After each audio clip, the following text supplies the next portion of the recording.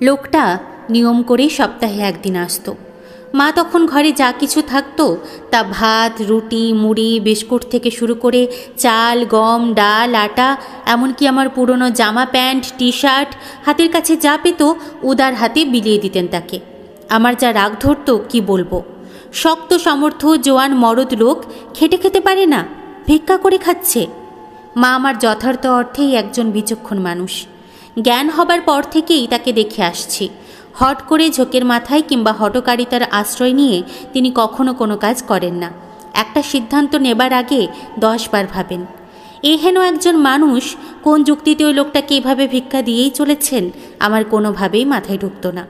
কত অন্ধ, পঙ্গু, বৃদ্ধ, অসহায় মানুষ আছে, তাদের যত খুশি ভিক্ষা দিক না, আমার তো কোনো আপত্তি নেই।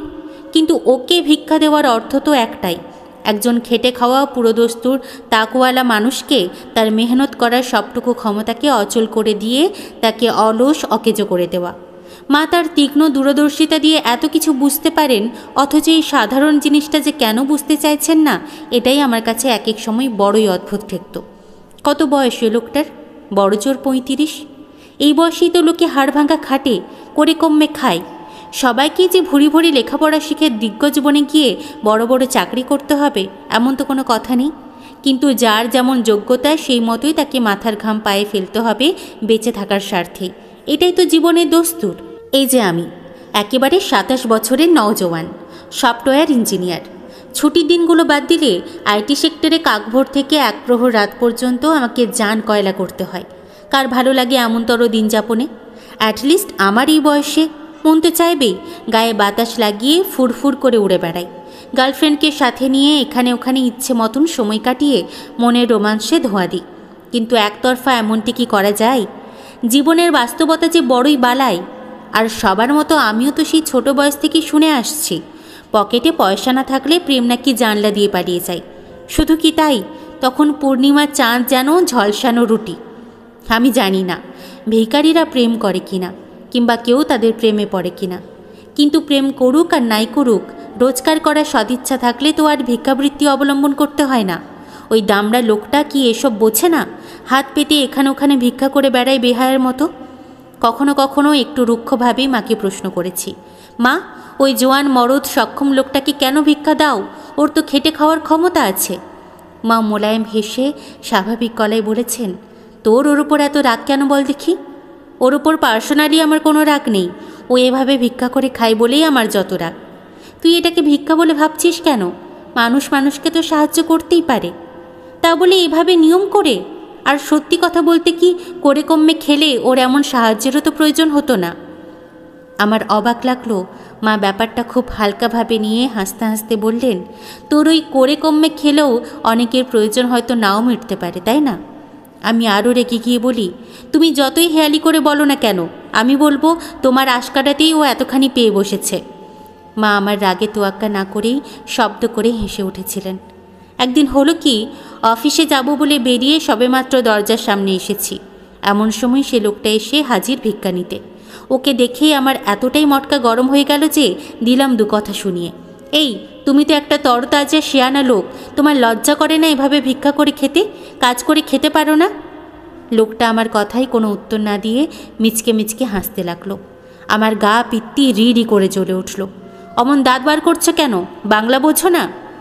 লোকটা দাঁত বার করেই বলল, তা বুঝবো না কেন, আসলে আমিও যে কাজ করছি এটা আপনি চোখের সামনে দেখেও বুঝতে পারছেন না ভেবে আমার হাসি পাচ্ছে। লোকটার কতখানি সাহস! আমার বাড়িতে ভিক্ষা চাইতে এসেছে, আবার আমাকেই হ্যাটা করছে।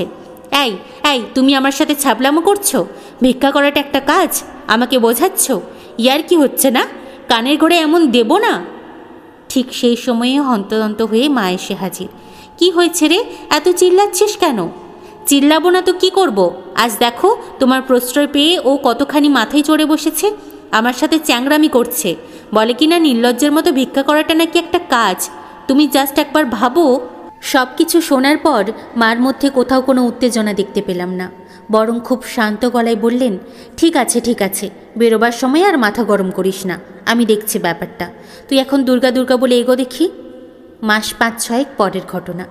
আমার এক অফিস কলিগের বোনের বিয়ের নিমন্ত্রণ রাখতে বারুইপুর যেতে হয়েছিল। আমার সাথে অফিসের আরও অনেকেরই নিমন্ত্রণ ছিল, কিন্তু সেদিন রবিবার থাকায় সবাই যে যার নিজের বাড়ি থেকে নিজের নিজের মতো করে চলে গিয়ে বিয়েবাড়িতেই মিট করবে এমনটাই স্থির করা হয়েছিল। সেই মতো আমি একাই বারুইপুর স্টেশনে নেমেছিলাম। স্টেশন থেকে নেমে অনেকটাই যেতে হবে ভেতর দিকে। আমি যেই মাত্র স্টেশন থেকে নেমে আসব ঠিক তখনই দেখতে পেলাম লোকটাকে। দেখেই তো প্রচণ্ড চমকে গেলাম। লোকটা এখানে কেন? থমকে দাঁড়িয়ে পড়লাম। লোকটার কেউ নয়, আমার মাকে বোকা বানানো সেই জোয়ান ভিখারিটা। তাকিয়ে দেখি তাকে ঘিরে নানান বয়সে আরও অনেকগুলো ভিখারি।